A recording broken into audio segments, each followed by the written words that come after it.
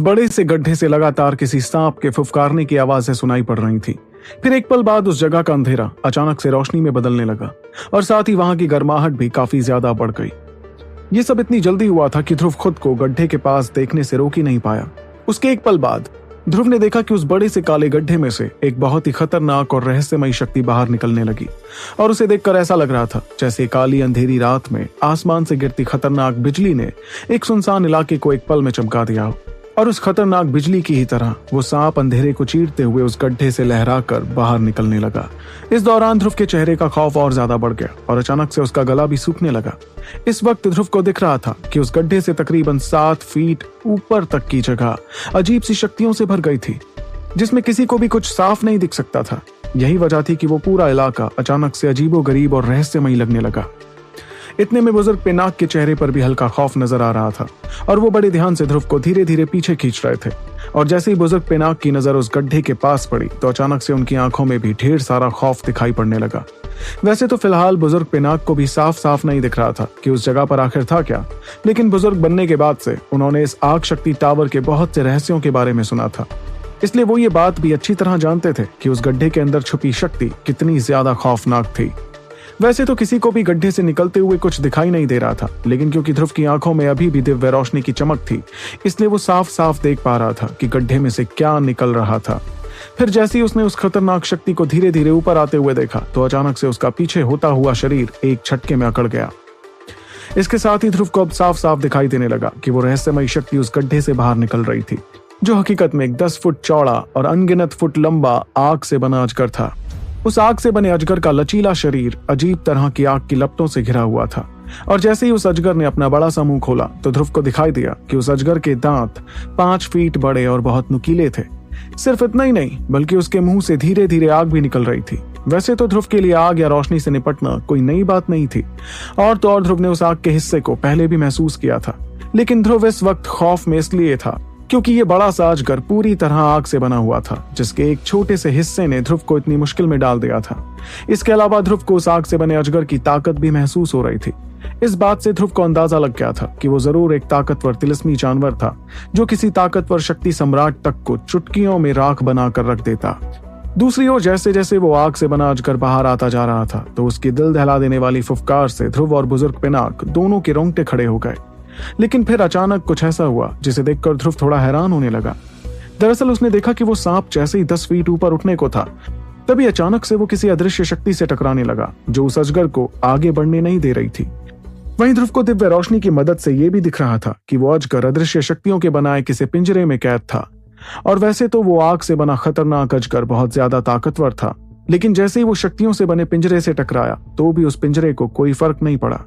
लेकिन जैसे ही उस अजगर को महसूस हुआ कि वो चाहकर भी उस पिंजरे से बाहर नहीं निकल पा रहा था तो उसने गुस्से में पिंजरा तोड़ने की कोशिश की।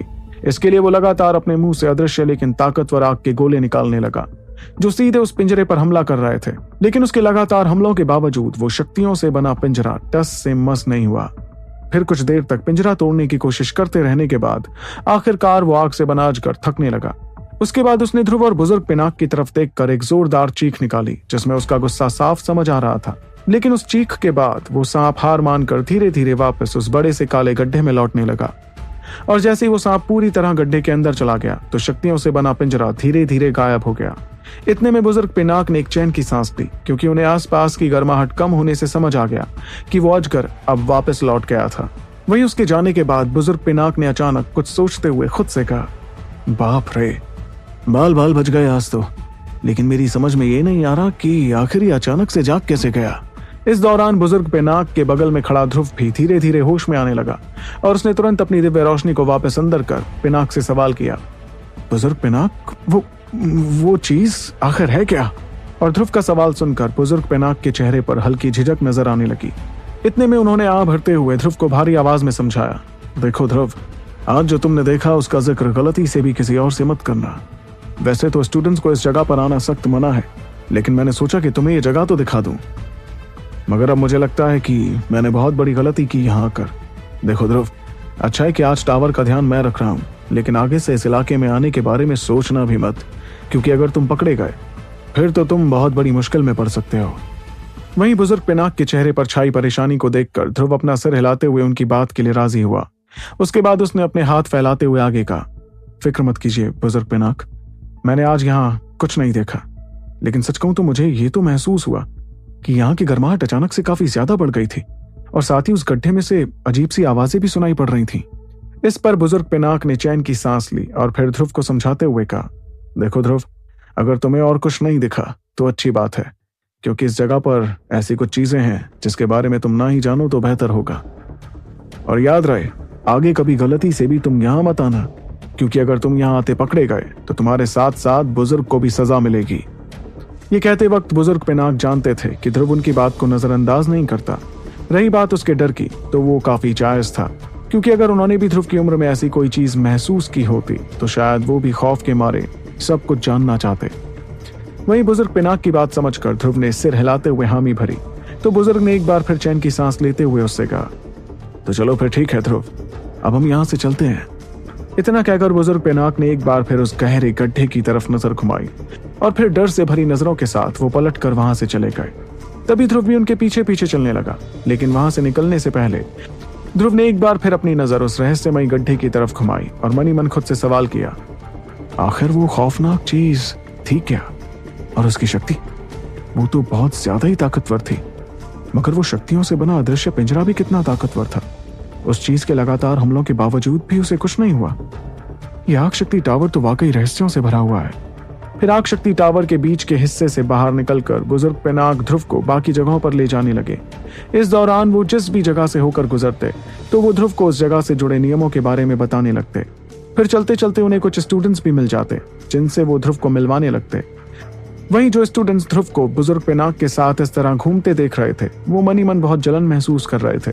ऐसा इसलिए क्योंकि कुछ तजुर्बेदार और ताकतवर स्टूडेंट्स के अलावा बुजुर्ग पिनाक और किसी से बात नहीं किया करते थे। दूसरी तरफ ध्रुव को भी ऐसी जलन भरी नजरों से समझ आने लगा था कि बुजुर्ग पिनाक का ओहदा उस टावर में कितना ऊंचा था, और अब जो ध्रुव अंदरूनी हिस्से के अंदर ही आ गया था, इसलिए उसके लिए बेहतर यही होता कि वो ज्यादा से ज्यादा पहचान बना सके, क्योंकि चाहे उसकी काबिलियत कितनी भी ज्यादा क्यों ना हो, फिलहाल तो वो महज एक महादक्षी था। इस तरह की ताकत के साथ वो बुजुर्ग पिनाक जैसे शक्तिमान के सामने तो कुछ भी नहीं था। इतने में बुजुर्ग पिनाक ने मुस्कुराकर ध्रुव से कहा, ध्रुव, अब जो तुम्हारा जाबाज जोशीले ग्रुप तैयार हो गया है, तो मेरी तुम्हें एक खास सलाह रहेगी। देखो, आग शक्ति टावर में आने के बाद तुम जल्दबाजी में असरदार कमरे हासिल करने की कोशिश तो बिल्कुल मत करना। इस पर ध्रुव थोड़ा हैरान हुआ, लेकिन उसने एक पल सोचने के बाद इस बात के लिए मंजूरी जताई। दरअसल ध्रुव को अंदरूनी हिस्से में जितना वक्त हुआ था, उसमें वो ये तो समझ गया था कि बहुत से लोग उसके जाबाज जोशीले ग्रुप से नाराज होने वाले थे, इसलिए अगर वो असरदार ट्रेनिंग के कमरे हासिल करने की कोशिश करता तो शायद वो और ज्यादा लोगों को नाराज कर सकता था। ध्रुव ये बात भी समझता था कि असरदार कमरों में ताकतवर ग्रुप्स रहा करते थे, इसलिए शुरुआत के लिए उसे और उसके ग्रुप को कम असरदार कमरे ही इस्तेमाल करने चाहिए थे। ऐसा इसलिए भी क्योंकि ध्रुव और उसके कुछ महादक्ष साथियों के अलावा ग्रुप के बाकी मेंबर्स इतने ताकतवर नहीं थे कि वो पुराने ताकतवर ग्रुप से लड़ पाते, और तो और नए पुराने ग्रुप्स के बीच की इस लड़ाई का नतीजा ध्रुव अच्छी तरह जानता था कि क्या होता। वहीं ध्रुव को कुछ सोचता हुआ देखकर बुजुर्ग पिनाक ने मुस्कुराते हुए उससे आगे कहा, देखो, अंदरूनी हिस्से के बहुत से नियम हैं, इसलिए हम बुजुर्ग किसी भी स्टूडेंट्स ग्रुप की लड़ाई में कुछ नहीं कर सकते। हम सिर्फ इतना देख सकते हैं कि मुकाबले में कोई मारा ना जाए, लेकिन इसके अलावा हम कभी किसी लड़ाई को नहीं रोक सकते। लेकिन मुझे लगता है कि अगर तुम्हारे जाबाज जोशीले ग्रुप में कोई एक द्रोण रैंक का योद्धा भी आ गया, तो भी शायद तुम अंदरूनी हिस्से के थोड़े ताकतवर ग्रुप्स में आ जाओगे। उस वक्त तुम इतने काबिल बन जाओगे कि सबसे असरदार तो नहीं, लेकिन असरदार कमरों के लिए तो मुकाबला कर सको। और तुम्हारी काबिलियत देखकर तो मुझे लगता है कि वो वक्त ज्यादा दूर नहीं जब तुम ऐसा कर पाओगे। इस पर ध्रुव ने हल्की हैरानी के साथ सवाल किया, तो क्या एक ताकतवर द्रोण रैंक के ग्रुप में होने से हम महज असरदार कमरों के लिए मुकाबला कर पाएंगे? तो क्या इसका मतलब यह है कि हमें सबसे ताकतवर ग्रुप्स की दौड़ में शामिल होने के लिए किसी शक्तिमान को अपने साथ रखना होगा? ये सुनते ही बुजुर्ग पिनाक हंसने लगे और उन्होंने अपना सिर हिलाते हुए ध्रुव को जवाब दिया, ऐसी कोई बात नहीं है ध्रुव। सबसे ताकतवर ग्रुप्स की दौड़ में शामिल होने के लिए तुम्हारे ग्रुप में 3 या 4 ताकतवर द्रोण चाहिए होंगे। वहीं बुजुर्ग पिनाक का जवाब सुनकर ध्रुव ने एक चैन की सांस ली। वो जानता था कि इरा और बाकी दोनों की काबिलियत और ताकत को ध्यान में रखकर उन्हें भी ताकतवर द्रोण बनने में ज्यादा वक्त नहीं लगना चाहिए था। इसलिए ध्रुव समझ गया था कि आगे आने वाले वक्त के लिए तो उसे अपने जाबाज जोशीले ग्रुप को लोगों की नजरों से बचाकर ही रखना था, क्योंकि एक बार जब ध्रुव और बाकी तीनों द्रोण रैंक हासिल कर लें तो सब कुछ अपने आप बेहतर होने वाला था। फिर ध्रुव और बुजुर्ग पिनाक चलते चलते बात करते रहे और आखिर में वो वापस टावर की शुरुआत पर पहुंच गए। वहां उन्होंने देखा कि बिजौरा, जो कुछ वक्त पहले बेहोशी की हालत में जमीन पर पड़ा था, अब जाग गया था। और जैसे ही बिजौरा ने ध्रुव को वहां आते हुए देखा तो उसने एक चैन की सांस ली। इसके साथ ही वो ध्रुव की तरफ भागते हुए गया कि तभी ध्रुव ने हाथ जोड़कर बुजुर्ग पिनाक से मुस्कुराते हुए कहा, बुजुर्ग पिनाक, आपकी आज की सीख के लिए बहुत बहुत शुक्रिया। मेरे ख्याल से आज की सैर हम यहीं खत्म कर सकते हैं। अगर आगे कभी मौका मिला तो मैं जरूर आपके साथ और वक्त बिताकर आपसे और चीजें सीखना चाहूंगा।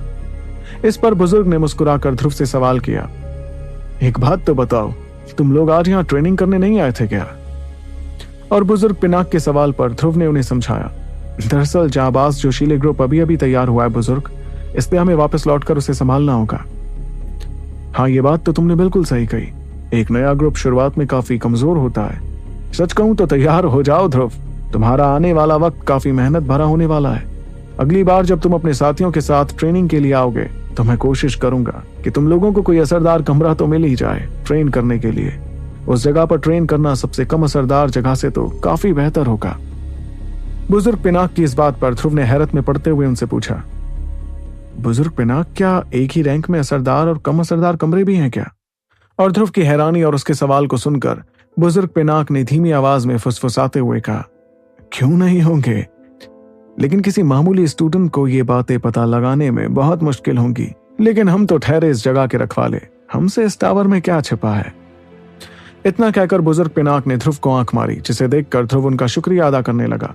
उसके बाद वो और बिजौरा पलटकर उस टावर से बाहर जाने लगे। वहीं उन्हें वहां से जाता हुआ देख बुजुर्ग पिनाक ने अपनी दाढ़ी सहलाते हुए धीमी आवाज में कहा, दिव्य रोशनी, मुझे तो यकीन ही नहीं हो रहा, ये अंदरूनी हिस्सा सिर्फ दिव्य रोशनी की वजह से ही तो उस मुकाम पर पहुंचा है जहां वो आज है। लेकिन अब एक जवान लड़का जिसकी उम्र शायद 20 साल भी नहीं है, इस तरह की रहस्यमयी और ताकतवर चीज रखे हुए है।